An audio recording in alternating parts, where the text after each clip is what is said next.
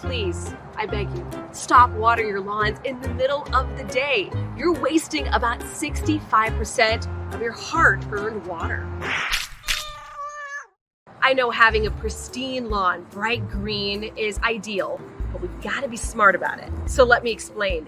The ideal sweet spot for watering your lawn efficiently is between 4 a.m. and 7 a.m. The science behind it, basically, you're watering your lawn before the sun comes out, giving your soil plenty of time to absorb all the water it needs, but then just in time for the sun to evaporate all the extra stuff. So if you're just not convinced with the science,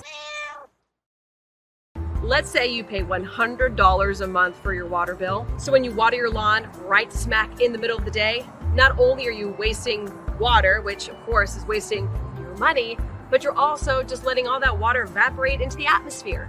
And here in Florida, we don't need any more moisture in our air.